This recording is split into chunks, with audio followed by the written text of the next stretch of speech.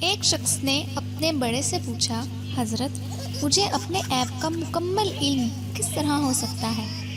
بزرگ نے فرمایا، اپنی بیوی کو اس کا ایک عیب بتا دو، وہ تمہیں تمہارے سارے عیب بتا دے گی۔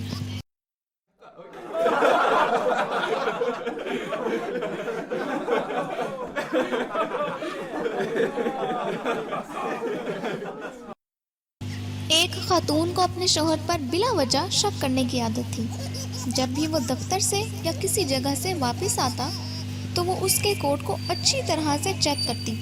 اگر ایک بال بھی نظر آ جاتا تو پھر تو بیچارے شوہر کی شامت ہی آ جاتی تھی۔ ایک دن شوہر دفتر سے گھر آیا تو اس نے اس کے لباس کو پوری طرح سے چیک کیا، لیکن کچھ بھی نہ ملا۔